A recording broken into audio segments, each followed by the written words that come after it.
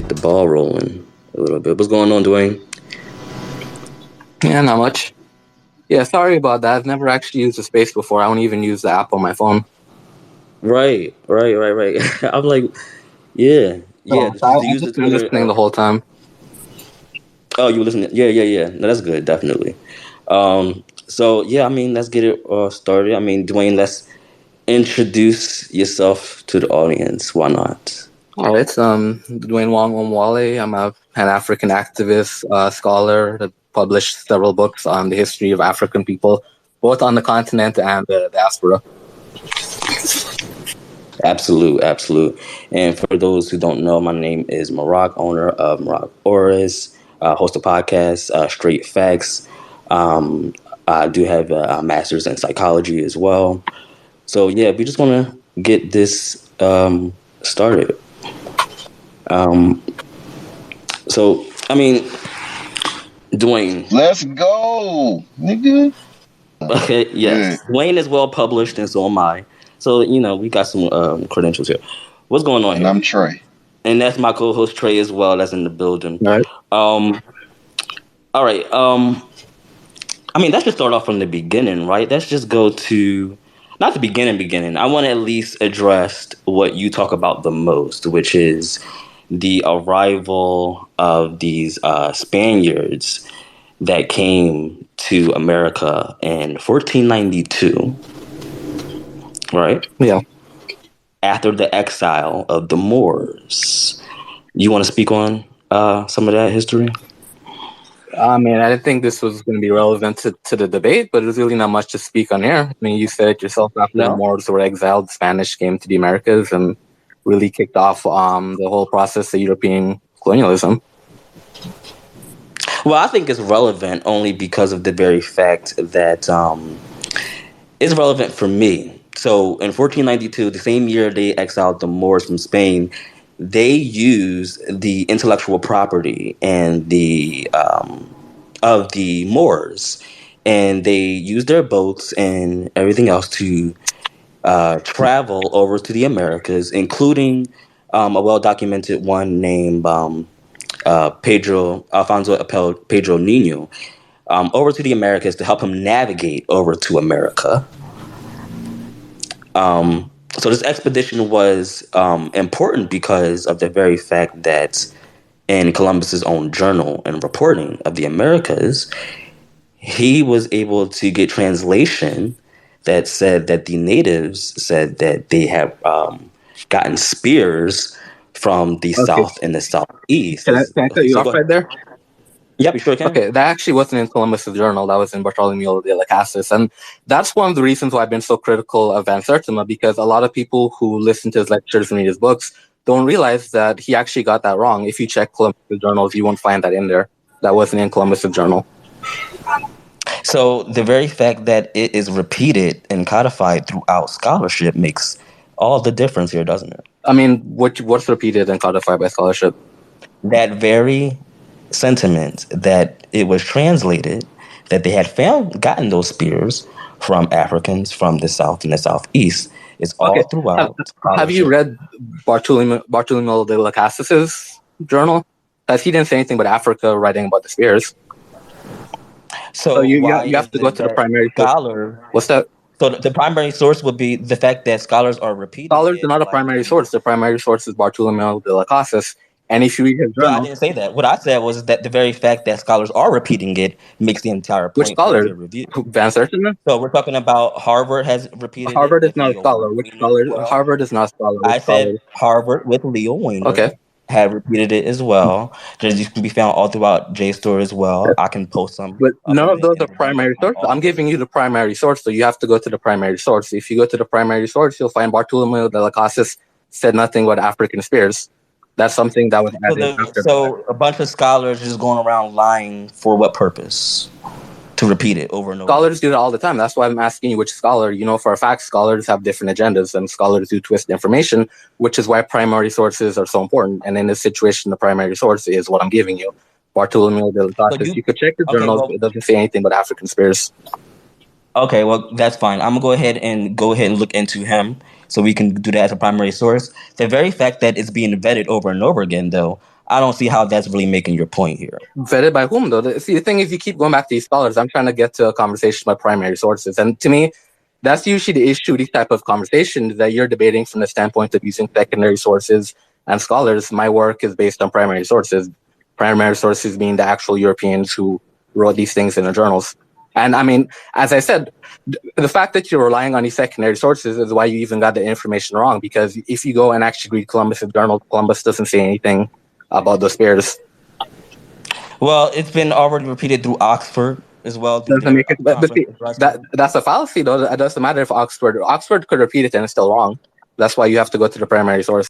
Post it because yeah, but I highly doubt that you would make an argument there and for that to be the main source of purpose for everybody to be completely wrong on that particular topic when everybody's vetting the same. Who's everybody? You keep using these vague terms like scholars and everybody. So again, you know how dissertations work, don't you, Dwayne? I do. I also do. You know how primary sources work, and you are aware of the fact that simply because a dissertation is published doesn't mean everything in a dissertation is factually correct. Right, but when it's repeated and everybody's finding the same, but you keep saying everybody. You're pretending as if Van Sertima people who are publishing, and people who publish have published criticisms of Van Sertima as well. So you can't hide behind the fact that this information is published. Well, let's get to Van Sertima. Who the hell? Who is really debunking? You've never read a criticism of Van Sertima? Who? Van Sertima himself, he in early America Revisited, that whole book was a response to his critics. Who's the critics? I don't have the names on hand, but I'm directing you to his book where he was responding to his critics, so you can go read for yourself what Van Sertima said to his critics. But the fact is, I don't know how his work would be discredited if it is literally been repeated and documented within the Sage article Encyclopedia of America. So how much of a damn quack could he be? Got you. Now, my thing is, before I go all out and supporting the theory, for a long time, I was opposed to the Olmec theory when I was on Egypt Search with Ashton for years, until about 2013. I just really scuffed over it. And, it was just kind of like, okay, whatever. But, as I started seeing white people just feverishly deny the Egyptians were black, I said, what the fuck else are they lying about? So I started doing my digging, and I do it the Egypt Search way. They're very critical of anything you say on there. You can't just go in there and say anything. Ask Ashton in the chat. You can't just go in there and say anything. But, you got people who've been making these arguments. They got Cloud Winners. Now, I know people got their hang-ups on him and whatnot, but one of the things that really, really stuck with me as far as tangible biological evidence was the finding of sickle cell in the ancient Mayans. And I put the study in the Jumbotron. There should be a direct source, so you can check that out. But this was something noted by Ivan Van Sertima. But further research on sickle cell. This is why it's some damning evidence. People who say it's not, Anyway, so in the third slide from the left, third slide from the left, I posted an excerpt from a study from 2018, either 2018 or 2020, about the Green Saharan origins of sickle cell. And of course, the early Holocene, that's the Green Sahara, between 10 and 6,000 BC. And during this period, you see a commingling of different Africans. You see a commingling of people who are no longer in Africa. They even have the mutation in the first place. But what this study does is it pinpoints the origin, the single origin, because you have different haplotypes. You have Benin, you have Bantu, you have Senegalese haplotypes of sickle cell. But despite those different haplotypes, you have one common ancestor. And that ancestor is not 10,000 years old. It's only about 7,000 years old. It goes back to 5,000 BC. Now, that's interesting, of course, because we know that, pre-dynastic Egyptian mummies, in Upper Egypt, were found to have been in sickle cell, which, I make the argument that, Niger-Congo speakers were in that part of Africa at the time. But with that being said, sickle cell is associated with the Niger-Congo family. It's associated with people carrying for the most part, E1B1A. And you also see a contingency of it in India, which, I argue that they too have a recent African origin. I don't know how many people won't go with that, but I stand with it. But as far as the Mayans are concerned, yeah, I posted the study in it says the first slide in Jumbotron, and the ancient Mayans were found to have sickle cell. Now, how do you know if a skeleton has sickle cell or not? Well, there are these lesions. Mm-hmm. There are these ghastly lesions that you find on the bones of people with sickle cell. And that was apparent in some of the Mayan samples. So with that, I think it's pretty cut and dry that there definitely was some African contact, and that's genetic evidence during pre-colonial America. Would you say that, Dwayne? Well, okay, so the thing is, my position has never actually been to deny that there was any contact whatsoever. And Van Sertima actually, he mentions a European writer, Peter Martyr, who actually wrote that he believed that there were Africans who shipwrecked in the Americas. So my position has never been that there was absolutely no contact. It certainly is possible that Africans did make contact. My position is most of the arguments that Van Sertima makes are very flawed because, as I said, going back to primary sources, he doesn't rely on primary sources to make his arguments. So there's a lot of fallacies and flaws in his argument for that reason. And my other argument is that I think a lot of people overestimate or exaggerate the amount of Africans who already would have been in the Americas prior to the slave trade. And then what ends up happening is a lot of people start claiming that they're not descendants of enslaved Africans, they're descendants of Black people who were already in the Americas before slavery. And the fact is, again, when you check the primary sources, most Black people who were enslaved in the Americas didn't claim that they were indigenous. They recognized that they were people who either came from the African continent or descendants of people from the African continent. So it's never been my position that there wasn't any contact. I just think a lot of the arguments around the supposed contact are flawed, and I think there's a lot of exaggerations. Well, I got you. Hold on, really quickly. Hold on, Trey, real quickly, because he did.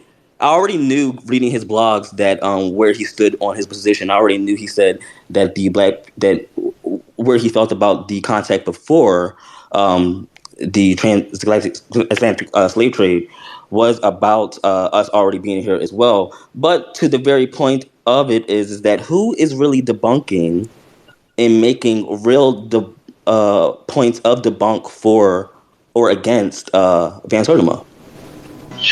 Yeah, and I would also like to point out with Ivan Van Sertima, there's a lot of confusion about what the hell he actually wrote, man. It's and it is some people who are, on the whole, we don't have nothing to do with Africa tip or whatever, but at the same time, it's a lot of people who don't like him, who they really get his argument real funky, man. They really do. And I'm gonna post it in Jumbotron again. And some of the first people to even talk about it were a lot of native people to South America. And I wanted to know who is debunking Van Sertima? Who gave credence to that? Debunk. What do you mean give credence? But debunked Van Sertima, because I have plenty of people who actually give him credibility. Yeah, but it sounds like you're trying to make an argument for authority, though. The issue isn't who gives credence or who debunks it. The issue should be the arguments that he made and whether or not they're valid and can be proven. It sounds like you're trying to make an authority argument there. Well, the authority comes from because who is really going around and giving peer credibility to the debunk of Van Sertima? And that's my point. That it seems like you want to make an argument for authority. My position would be the agenda otherwise. Because my position on Van Sertima is his arguments can't stand on their own, and the fact is you're not even defending the arguments. You're trying to make an authority. No. This is just one point. First of all, Dwayne, let's be clear, because I'm only playing with you right now. I'm really playing with you right now because I'm not even really going to the real grit. So then stop playing. Stop wasting my time and get serious, then. Okay, let's get serious because Black people. Yeah, where do you invite me here to play? Absolutely, because Black people are indigenous here into America, and you know how we know that is through every metric imaginable. So if you really wanted to get down to it, Harvard actually put out a study talking about the founding populations of America. And did you read that study that Harvard and CBI and a lot of other people had? No, because like I said, I do my research based on primary sources. I don't know why you keep going to secondary sources like Harvard. Right. There's no secondary sources here. People have already did. You said Harvard. Harvard is not a primary source. So you're basically negating academia and how it stands in standard to how we go about evidence. These are people going about evidence, right? Is that either correct or incorrect? No, it's not. You're really confused here because how you do the evidence is based on a primary source. So you're giving me Harvard as a source. Okay, well, who says that it wasn't a primary source? That's the point. Is Harvard a primary source? Yes, when they repeat it, yes. Harvard, NCBI, all these. Harvard is the primary source with pre-Columbian America? Yes, because they're studying genetics, they're studying methodological measurement. Do you understand what a primary source is? Sir, how does academia work? How do dissertations work? Are people just going around repeating what? What are they repeating? That's what I'm asking you because if they're doing the actual studies and repeating the actual evidence, what the hell is happening? What is the evidence? That's what I mean. I can't. What is happening? The fact that you don't have an opposition, it makes my entire point. Do you have an opposition?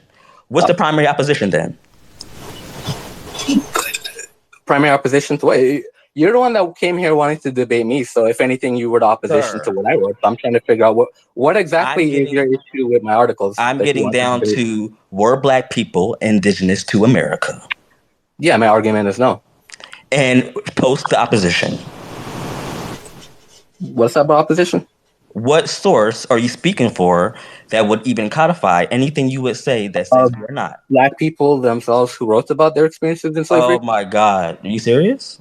That's the primary source. So you're telling me you take Harvard's word over the Black experience in America rather than Black people who wrote slave narratives about their own situation? Is that what you're saying? First of all, you're not Black American. Let's get that clear. That's why I'm not using myself as the primary source. I came here with primary sources, and apparently you came to. You're not a Black American. You don't know what we have in oral tradition. Okay, so the thing is, you're not. Furthermore, Black Americans weren't really classifying themselves, and to be enumerated as Indian, there was a set of rules in place, such as Indians not taxed are to be enumerated, the families of Indians who have renounced tribal rule, who under state or territory laws exercise the rights of citizens are to be enumerated. Also, dependent on who you may live amongst. If you lived amongst Blacks, you were likely to be classified Black, or living amongst Indians or whites could change your classification. That is further codified by the actions of Walter Plecker, who was so concerned over Black people in Virginia passing as white or Native American that he committed paper genocide to classify everyone Negro along with the one-drop rule. So that literally makes no sense in and of itself. Yeah, but you're not a Central American then, so by that argument... I didn't say Central American. I'm a Black American. Yeah, so the thing is, if you're not a Central American, why are you in a position... This isn't just about Central America, though. This is about North America as well. Hold on. Y'all put my 10-4 kufi on.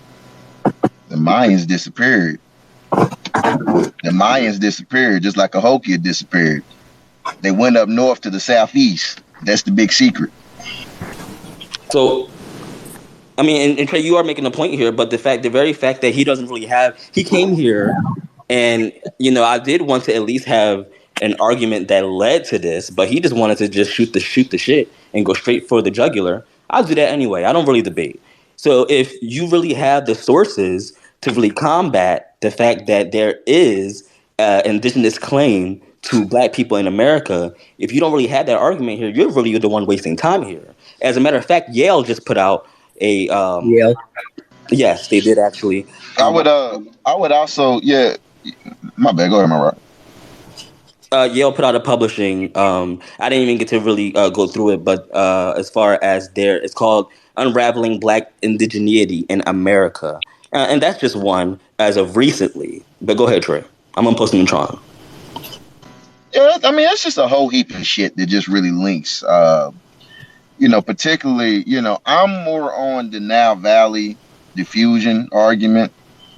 Perhaps some mandate within the last couple of 100 years, but I stick to them guns on that.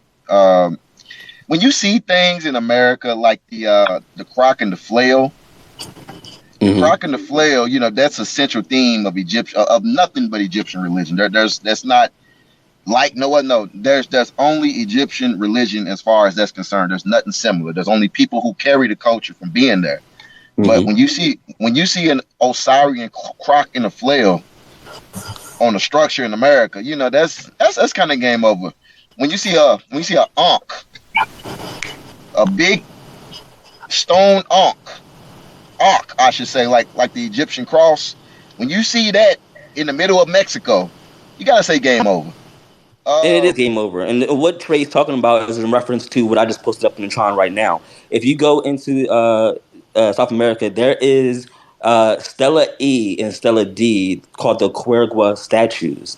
And if you look at I put it up in the Tron right now, the statues had the same false spear, crook, and flail as the ancient Egyptians. Now, is that just by chance?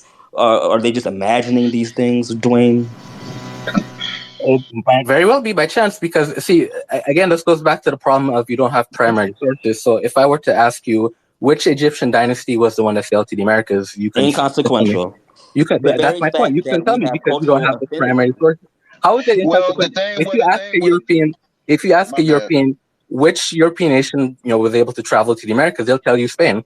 So why is it you can't bring to me a specific Egyptian dynasty that you claimed? The very fact that Trey pointed out the ankh, the crooked flail, false beard, pyramids, and everything else in cultural continuity and infinity, and the fact that you don't have an opposition to even bring credence to makes my entire point. And you're making my point. You can answer a simple question. Which Egyptian dynasty was the dynasty that sailed to the Americas? You can't even answer. Inconsequential. Because you can't answer, that's why. Inconsequential. So let me. So Columbus sailing to America is inconsequential? No, what you're trying to make an argument about is inconsequential. Go ahead, Trey. No, I'm trying to make an argument proving that you don't even understand what you're talking about. You have no sources to back up any of the claims that you don't have opposition at all. You came here unprepared. I'm a proponent of the African origins of civilization. I mean, that's just what I am. Call me a black supremacist. I don't give a fuck. I believe that there are common cultural traits that can only really come from a central source. I don't believe in the notion of everybody all over the world in one given point in time coming up with the same shit. I do not believe in it. I think it's nonsense. I think when people do that, they're lying. They don't want to admit that people helped them. But with that being said, the central source of civilization is now Valley civilization. When you see certain characteristic traits of that unique Horus worshiping religion of Kemet, that's what made Kemet what it was. It was the religion. It was the culture. It wasn't the sculptures. It was the culture, the people, the religion. That's what made Kemet separate from Nubia. Nubia was Ta-Seti, the land of Set. Kemet worshiped Horus. It was almost like gang wars, religious. But Kemet's emblem, their gang sign, Kemet's gang sign was the croc and the flail. That's just what it is. There's no other people on earth who has that, unless they admit to coming from Kemet. Now, what I argue is you see the croc and the flail throughout various societies in so-called sub-Saharan Africa today. And to me, that's a clear sign of diffusion when Kemet was invaded by invaders. And they took over the land and the people went south into Nubia and from Nubia, they went throughout sub-Saharan Africa. Now, I'm one to believe that they didn't just go to sub-Saharan Africa. I don't believe that. I believe that they had knowledge of land all across this earth. And when you see certain things like the pyramid in Mexico and its alignment with Orion, something that only the Kemites knew with their pyramids. When you see the stela that the Olmecs put up there showing their origins, and you see at the bottom of it, you see the three pyramids of Egypt, the three great pyramids of Egypt. You see them aligned. I put that in the Jumbotron as well.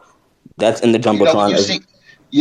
So when you see stuff like that, you can't wait for white people to say, yeah, that's what. They're never going to say that's what happened. They're never going. They don't even want to admit Egypt was black. To this day, they won't admit that. On TV, they'll put it in books that nobody reads, but they won't put that shit on TV. Michael Jackson had to do that. But you know what's so funny? The first few scholars who even found the Olmecs were the ones who were going around saying how Negroid they were. And those were some of the same native local archaeologists there. It wasn't nobody black or nor white. And a few things about the findings of Ivan Van Sertima that, nobody really talks about. When we talk about what he said, Ivan Van Sertima never, ever, ever said the Olmec civilization was an African civilization, meaning the majority of the population was African. He never said that. Never, ever, ever did he say that.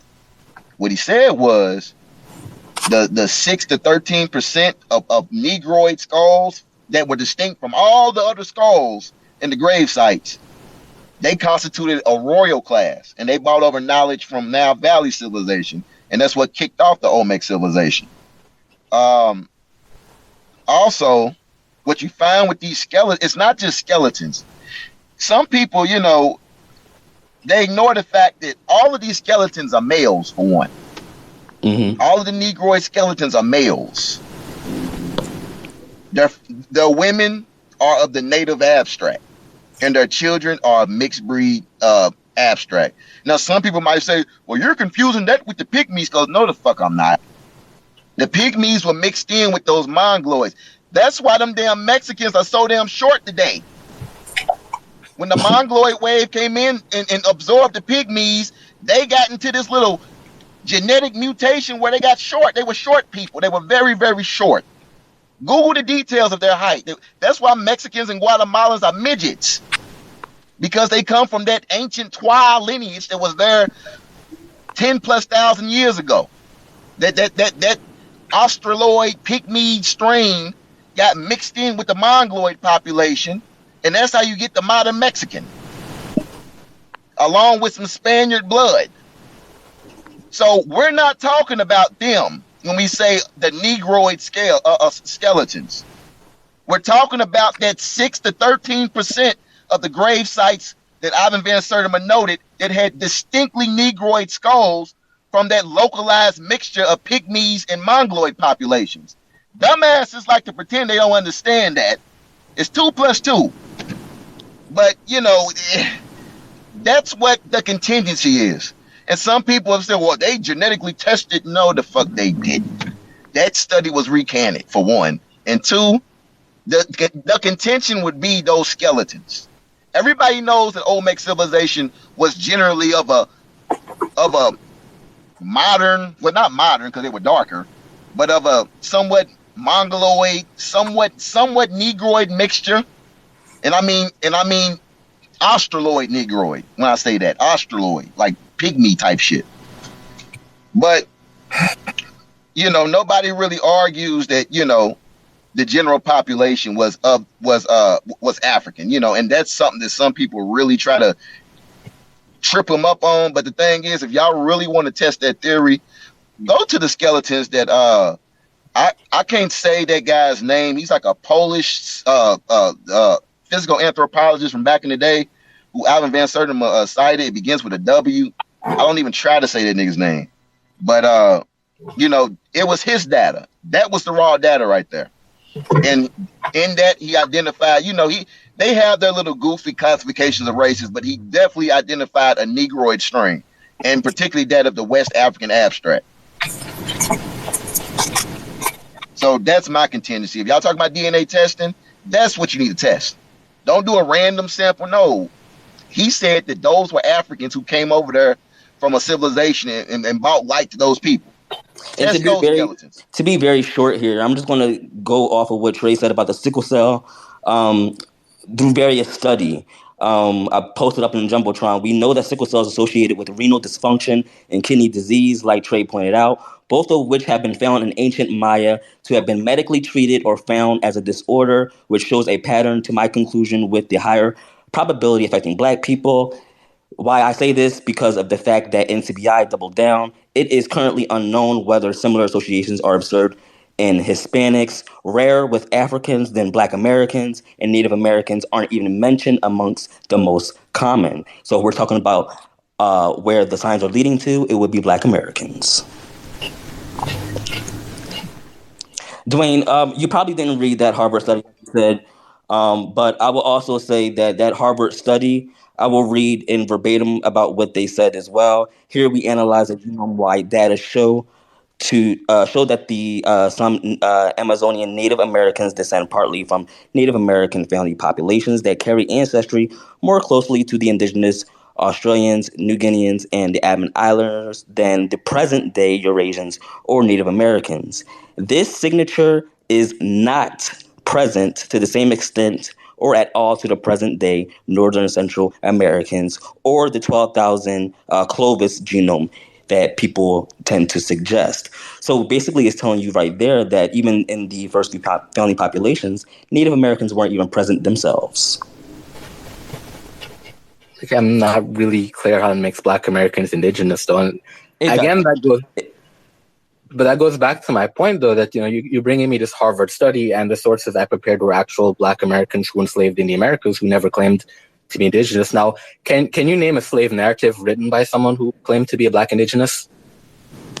There's an oral history amongst us that says that we are native here in the Americas. So you don't have a slave narrative, okay? My Aunt Bessie. Yes, a lot of our family.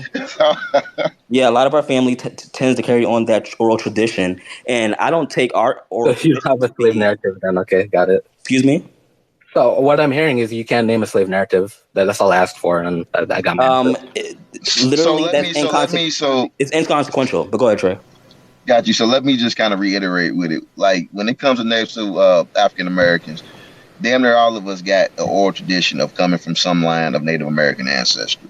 And there's oral traditions coming from Africa. Yeah. So, I mean, if we're relying on oral tradition, I'm not. First of all, I'm not one of them that denies the translated slave trade. I'm not one of them that denies.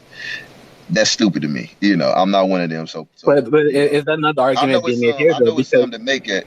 What you say? No, but so the argument here then, if you're arguing that Black Americans are indigenous, in a sense, you're trying to argue that at least partially. At least partially. But okay, so when you say partially, what I'm going to, since you want to get down to the nitty gritty of it, Dwayne, since you keep pointing to that and you think that anecdotal evidence makes the marker here. First of all, you're not a Black American. You don't know our oral traditions. And yes, me and Trey just codified the fact that our family has passed that down, that we are in fact indigenous to America. And that's the problem. My grandmother, who astoundingly said that we are indigenous to the Americas, but that's not really evident. That's the answer. It's not. You understand what the antidote is? That's the antidote. But just, but that's not primary source. When I'm talking down to the primary source. Okay, then I asked for a slave narrative. Give me a slave narrative by someone who claims to be indigenous. Dwayne. When it comes, Dwayne, it's our family. Like when I say that. But do you understand what primary source is, though? I'm not talking about family. I'm talking about the primary source. No, when I say that, my 67-year-old grandmother, she knew her grandmother, who was a full-blooded Native American. Her and all her brothers and sisters who are alive today knew their grandmother, who was a full-blooded Native American, who they said had hair down to her buttocks. That we don't sit around and say we need to no, that's grandma. Who the fuck we trying to prove that to? Who the fuck are you to tell it me it ain't my granny? Oh, Nanny, she must have permed her hair. No, and I'm not trying to be hostile or nothing, but I'm saying, bro, like I don't know how else to point that out to you, brother. Yeah, but the point I'm making here is when I'm talking about primary sources, I'm talking about the people who are actually enslaved. When I'm talking about present-day people, we're talking about people who are enslaved. Can you name? Why would we be? But this is a historical debate. We're talking history now. We're not talking about present day. So what I'm asking, I would definitely say that what I just said is firsthand evidence. But that's not historical. But that's not historical. Phone right now. Was she enslaved? Huh? Well, was she a slave? My granny is 67 years old. No, so that's my point. But that's my point. So that's not relevant to this debate. If we're having a debate about history now, her granddaddy was born in 1880s, 1870s. And that's still after slavery. Dude, are you serious? Yeah, I'm being very serious. 1870. What do you think would have happened in that 10 to 15 year period? What big jumble? What are you talking about? Fucked over. What is that relevant? That's not relevant. So dude, Ben Butler was born in 1883. Okay. My granddaddy, who died in 2008, who's tatted on my arm, that's his daddy. He just died in 2008. His daddy was born in 1883. John T. Butler. His mama was a full-blooded native named Dulcie. I don't know. Well, ain't Ann? You sure she ain't have a perm? I mean, I don't know what else to say, brother. But the thing is, I got my whole line of elders. but that's what we're talking about here. We're talking. He's referencing anecdotal evidence and oral traditions, crazy. Whether it was written down or not. The fact that we have the anecdotal evidence from our ancestors, and you're trying to use the same thing as doctrine. How is that really making your point here?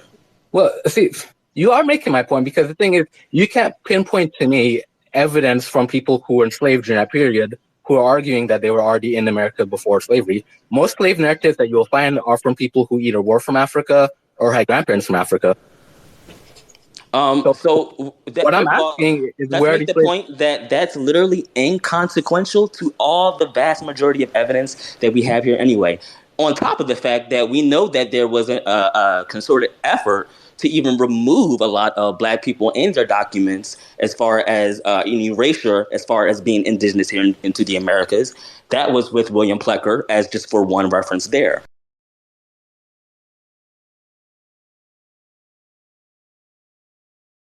Because you don't have a historical argument to back up what you're doing.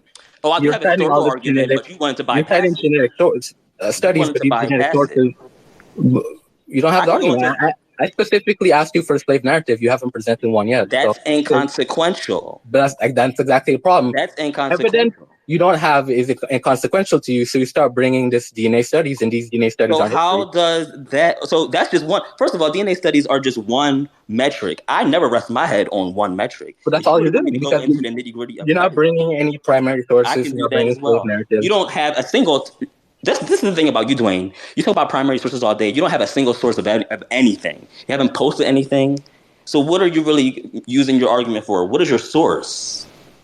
Well, I wrote an article recently about my sources. So your article ain't no damn source, boy. What are you talking about? But you haven't read it. So, for example, I read your argument. I read it. So what's your counter argument then? That's what I'm waiting for. Citation. Post it then. Post it. You said you read it. I read it, and I don't see citations. Which article are you talking about? The last one?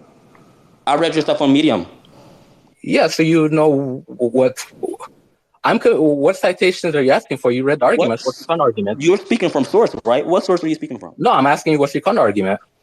My counter argument is everything else that I've been posting. As a matter of fact, I just posted something real quick. Bodhi, I'm about to look you up in a second. But so they've been making Moorish statues of us since they landed over here in 1600s. This is one of them. This is called the Cluster and the Emerald Moor. And if you read in part of it, that the Moor's tattoos and feather crown were taken from the contemporary illustrations of travel accounts that the figure is supposed to represent an American Indian. How fitting that American Indian would look so Negroid.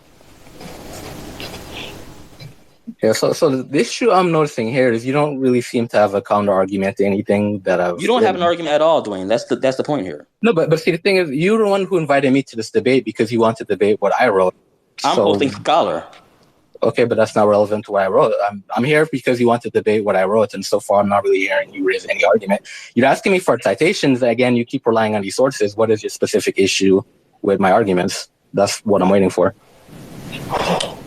Dwayne, the entire thing was because you tried to pretend that Black Americans were not indigenous to the Americas. That was the primary reason why I even responded to your first tweet. Yeah, and I'm asking you, what about what I wrote in my articles are you raising a counterpoint to? You haven't done that yet. Because the fact that you don't have any sources to back claim for an opposition.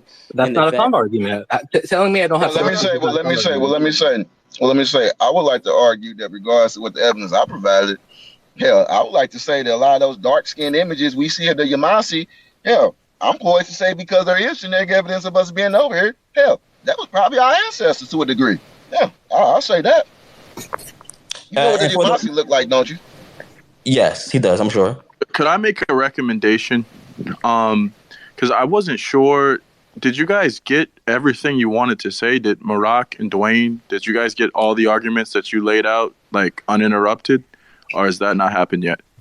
I don't think that's happening here because I realize, there's really no debate being had here. I came here expecting a debate, and it turns out Right. that So can we do that instead? Can we we're debating whether Black Americans are indigenous to the United States, right? And so why don't you guys just He doesn't make have your a counter statements? argument, Bodhi. Hold up, just to organize it, right? It'll be easier to edit even, right? Why doesn't Dwayne, since Dwayne hasn't really been speaking recently, why doesn't Dwayne, lay out his argument uninterrupted for a few minutes, and then Maroc can lay out his argument uninterrupted, and then you guys can go back and forth based off of the arguments that you made, right, and the evidence that you presented. Yeah, see, but that's my issue, though, because I was invited to the space based on what I wrote, and so far the discussion really hasn't been relevant to any of the arguments I've raised in my articles or anything that I've written. Yeah. And Do you think you could just not even summarize, just go through what you want to from your articles, like all that evidence? Because I'm not sure everyone has read your articles or knows what your arguments are. So the main one with Van Sertima, the points that I raise is, and I mentioned this earlier in the discussion as well, that a lot of his arguments are flawed because he's now relying on primary sources. So, for example, when he argued about the Egyptian contact in the Americas, and he claimed that the Egyptians sailed to Central America, he didn't have a timeline put in place because there was no historical evidence. So when he wrote they came before Columbus, he actually had to go back and change his historical timeline based on updated historical information. To me, that's not real scholarship. That's just guesswork. So he changed it from the 25th dynasty to the 19th dynasty because he didn't have a solid historical foundation. His second argument is Abu Bakari from Mali arrived in Central America as well. And it's the same problem. There's no primary historical document showing that he successfully traveled to the Americas. We do have historical documents saying that he did attempt to make a voyage across the ocean. He never came back home, so no one knows what became of him. But if you read They Came Before Columbus, Van Sertima is very vivid in terms of the details that he paints about Abu Bakari arriving in the Americas and all that. But the fact is, we don't know whether or not that happened. So the primary issue I've raised with Van Sertima is just it's very difficult to prove his conclusions because we don't have historical arguments or historical evidence to prove it. And the problem with Van Sertima's work is he uses terminology like beyond a shadow of a doubt. So he makes it seem like everything that he's writing is provable and factual information when a lot of it is, as I said, guesswork and conjure based on the lack of historical evidence. So that was the initial post that I made regarding Van Sertima. Now, regarding whether or not Black Americans are indigenous, that was a separate article. And the point that I made in that article is that when you look at primary sources, and by this I mean the writings and the documents from Black people who were enslaved during that particular time period, most of them point to coming from Africa. You don't find too many of them claiming to be indigenous. In fact, the Back to Africa movement was started by Thomas Peters. He's one of the early advocates of that movement, and he was one of the founders of Sierra Leone. He was from Africa. Another early founder of the Back to Africa movement was Paul Coffey. Coffey is a West African Akan name. Now, you look at the poetry of Phyllis Wheatley. She specifically wrote a poem about being from Africa. We have slave narratives from people like Alado Ekwano, who is from Africa, Omar bin Said, also from Africa. So the point I'm making is when you look at these slave narratives, you don't find any slave narratives from people who were indigenous or claimed that they were indigenous to the Americas. Most of these people were people who were directly from Africa or had direct ancestors who from Africa. I wrote about Martin Delany. Martin Delany was the grandson of an African chief. So that's my argument regarding whether or not Black Americans are indigenous, that you don't have the primary documents where Black Americans themselves claimed that they are indigenous. Most claimed that they were from Africa. And the final point that I'll make that really demonstrates this African connection are institutions that were named after Africa, such as the AME Church. That was, the African Episcopal, African Methodist Episcopal Church. These are institutions that are named after Africa. So again, if these people are indigenous, why are they naming the institutions after Africa? The very fact that Dwayne is speaking from absolutely nothing makes my entire point here. He's not speaking from source. I'm the one that's actually speaking from source. Phil Wheatley is a source. We're going back and forth. Maroc. I'm giving sources. You just spewing anecdotal and inconsequential things has nothing to do with people who actually went out there. Let's be clear. Van Sertima spent decades researching the things that he's found on the people of America. And he cited plenty of sources. That's what happens. And that's what you do when you're a scholar in the field. And so Van Sertima did the right thing. And yes, he did go back and he reworded and retwerked some things because he had some things incorrect, as you should. You don't leave it for mystery or for it to be led to be incorrect. That's exactly what you should do. So the fact that you don't really have any primary sources to go against it is my very point. And Well, you don't have primary sources for it, and that's the issue. And I would like to say, Van Sertima didn't have primary sources either. Before we go, hold on, really quickly. The fact that Van Sertima is being vetted and given credibility through people like Chikanta Diop, Asa Hillard, and even the head of the Smithsonian Institute, as well as Sage Encyclopedia. He's published in Sage Encyclopedia, while your opposers are not. But that's an appeal to authority fallacy. I mean, as someone engaged in a debate, you should know that's a fallacy. That's authority policy for Black people for what reason? What? You just said an authority policy for what reason? It's a policy. It's an appeal to authority policy. It's a debate policy. It's not. These are racist. Argument. And since when do they want to speak in favor for Black people?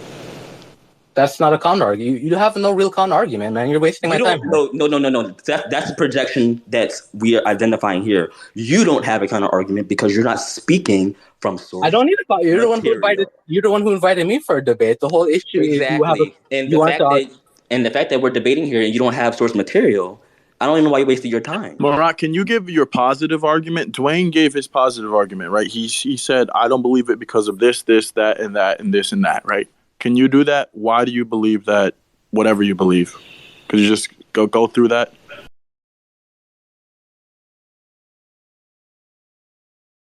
I believe what I believe because I can name dozens of source material, whether that is through Harvard and CBI, genetics, the whole metrics, linguistics, measurements, cultural affinity as well, cowrie shells, shell money being used not only in Africa, but also in the Americas, they found as well.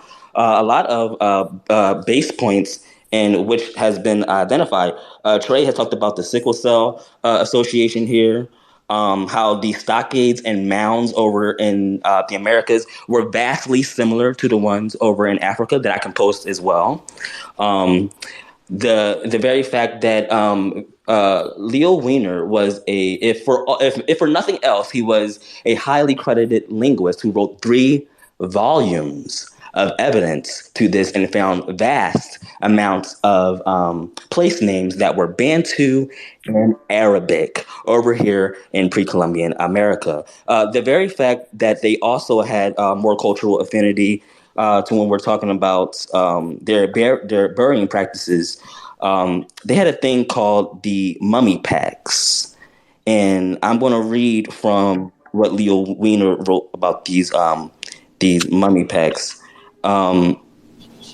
We have chiefly African plants, sweet potatoes, yams, manioc in the mummy packs because of the food for the common people was chiefly due to Negro influence. And now what I'm about to do now is that I'm about to post these mummy packs and you can make an assumption for yourself.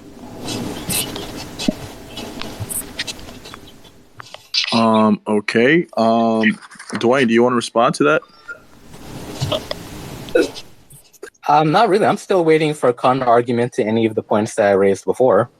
I still haven't. You don't have points to even oppose. You're not speaking from a source. What is your point here if you're not speaking from anything? And back to my point about the mummy packs. The mummy packs here are showing that yes, there you go. That's the original mummy pack. And you look inside of them, they found decomposing people of dark skin and afros. Okay, so I wrote down what Dwayne said. So the issue about when the Egyptians had contact in the Americas and how Ivan Van Sertima had to change his timeline, you both agree that he did. You just disagreed that if that had an implication as to whether he was doing guesswork or not, right? So you responded to that, Maroc. And then he mentioned Abu Bakari. He says that there's no evidence that he actually arrived in the Americas and that you can't produce any documents on that. Right. All we have is oral history from the West Africans. Okay, and so you're saying that that's good enough. Okay, and then he says that people like Phyllis Wheatley or Omar bin Said, they talk about how Omar bin Said knows exactly where he came from in Africa, right? And so he's saying that the slave narratives consistently have people saying that they're African, and you don't see the slave narrative saying, "Hey, we're indigenous, we're Aboriginal." And so that's the question that he's posing. Well, I already countered that argument because there was why would they give credence to us in the original point of us being indigenous to Americas, especially when you had people who were already astoundingly very much putting it out there that they did not want that information out there, which is why they went and reclassified and completely destroyed many documents that would codify that. His name is William Plecker. So I've already answered that as well. He keeps talking about these slave narratives as if we're classifying ourselves and haven't been classified back and forth. Rachel Vinnie sued in 1791, for example, Montgomery County on December 23rd. Rachel filed for her freedom. The evidence showed that her ancestor, Mary, who had come into Eastern Virginia by ship with her granddaughter, they were identified and classified as Indians, not Africans. But no Indian tribe was also mentioned. In short, she had lost her case and was thrown into slavery and reclassified as Negro. So I just don't understand what we're really going. So what about institutions like the AAME church that he mentioned? Do you think that they are rightly named after Africans or wrongly named after Africans? Who? Like I forget what it's called, the African Episcopal whatever church, that thing, AAME. Are you not familiar with it? No. It's a super old church. You talking about AME? Yeah, that one. AME? Yeah, that's my daddy's goes people. To one. Yeah, that's my daddy's goes people. To one of those. So yeah, how would you respond to that? Who? No, like, do you think so? Those churches exist, right? They're very old, where Black Americans name their churches as African. So he's asking, why would they do that unless they believe they were African? So the thing is that the first Africans that came over here, right? They came over here in 1619, and so the ones that were here, yeah, they knew they were from Africa, and they were here with other Black peoples that were already indigenous to America. Now, we were in a position where we are not allowed to continue our cultural customs or anything of that nature. So the ones that are born after and the ones that are born after and the more Africans that are coming in, why would there be much documentation of people who are going around saying that they will be anything else but? And furthermore, I already made it clear that Leo Weiner at Harvard University already pointed out the evidence that there was vast amounts of Bantu languages over here in America. So anyway. Did you hear that, Dwayne? So I don't know how that there were Africans who came over here due to the transatlantic slave trade, but there was another group of Black people who predates them, and that was the goal, sounds like, of white supremacists or Europeans in America to conflate the two. I'm just saying as well, like if I'm born in America, if I'm a slave over here in Africa, and then my descendant is obviously a descendant of me, and we're not able to produce our cultural customs and whatever or what have you for generations on end, why would we be in a position to be talking about our indigenous status or cultural customs in continuation at that particular point? That's logic.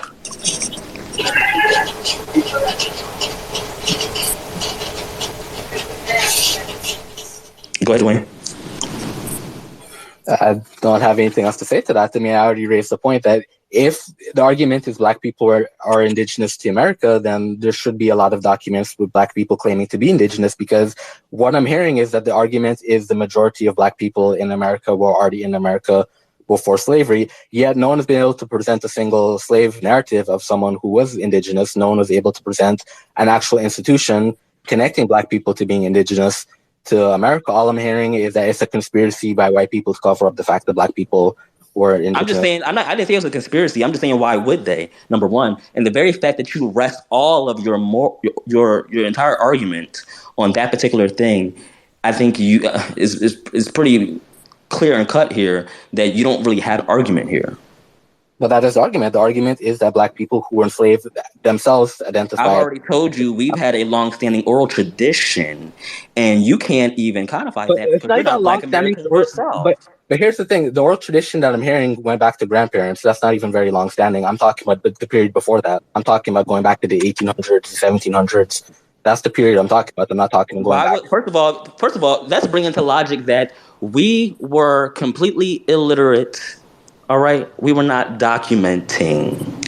So why would we be documenting that we would be? I just named slave narratives that were documented. It's a fallacy to say that all black people in America. And again, a lot of them were continuing to be brought over to America, and then generationally, they would have descendants that were literally African. So why would some of them even go into the particular topic? But if the majority were indigenous, then shouldn't there be more indigenous descendants than the African descendants?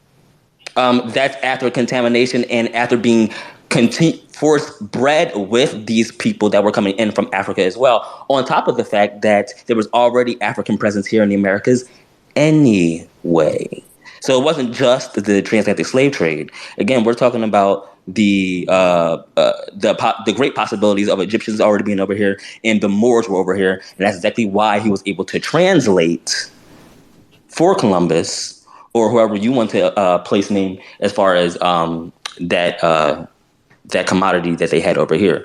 Arabic and Bantu, again, was already found over here. The fact that the bottle gourd was the bottle gourd traveled from Africa to Asia into the Americas. Are you arguing that the Moors were in North America? They found that the Moors were the Algonquian language does have Moorish influence in it. I can post that as well.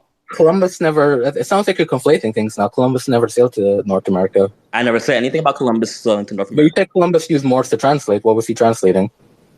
Moors. Hold on. So Dwayne, what about the question about indigeneity, right? So, how are you defining indigenous? Because all throughout the Americas, enslaved people are actually considered indigenous to some extent because they're not a part of the settler colonial.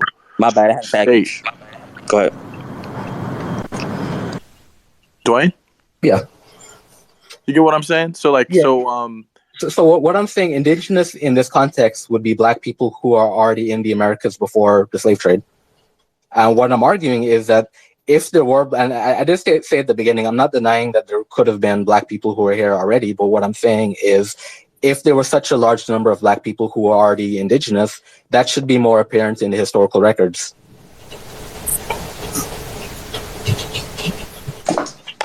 So again, back to my point about Columbus and the Moors. Yes, I don't want to confuse the audience. Columbus didn't set land into North America specifically. It was to the islands. And to that very point, too, we're talking about archaeology.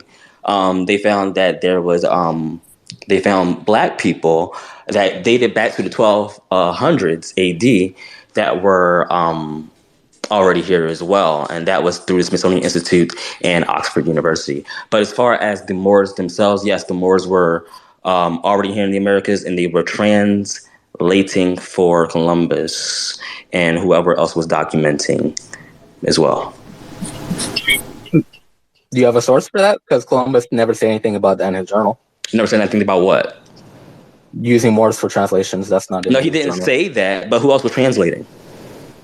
Oh, okay. So you don't have a source. Got it. Yeah, because I need logic, right? Because the very fact that the Moors were exiled the same year that Columbus came over, which means that they were using Moors and their intellect and their boats to come over to the Americas, because the Moors had already been trading and translating over here with the indigenous people. So yes, that makes the most sense than some white people who just by chance the same year decided to come over here and already know what the natives were already talking about. Here's the thing, and I could tell you haven't read Columbus's journal. Columbus actually didn't know what the natives were saying. There was a language. I know he did not. I didn't think he did. But you said the Moors translated. There was no translation going on. Columbus didn't know what the natives were telling him. He didn't have translators. Yes, like I said, you want to go by I don't know what, but I'm going by journal. That's what I'm saying. You need to read. I'm going by repeated scholar that I can post right now. And I'm going by Columbus. I could post the journal. I could show you. Okay. But yes, it wouldn't. Somebody would have had translated, like I said, and it definitely wasn't no Spaniards that traveled to the Americas for the first time the same year they got exiled with the Moors. So it makes no sense. As far as any other argument, Dwayne really doesn't have an argument here, as I've established. I'm talking about every single metric here. He, on the other hand, cannot speak to every other metric. Matter of fact, I'm about to bring up another cultural affinity here, people, and I'll post that as well. They're going to be talking about the liquor. In Bantu countries of Africa, there is a made liquor known as Pombe. A description of the preparation of Pombe was given by João dos Santos in 605. The wine, usually drunk by the Kafirs, is made of millet and is called Pombe. That the same Negro Pomberos were active in America is shown by a large number of documents. The Spanish did not develop the word Pombe, but stuck closer to the Latin pulpa as a base of a word for native liquor, hence pulperia. A shop was in the Indies called paperia, and they were essentially drinking Bantu liquor. That Bantu liquor, not coincidentally, goes right back to the Egyptians because they drank millet beer, in which they also referenced.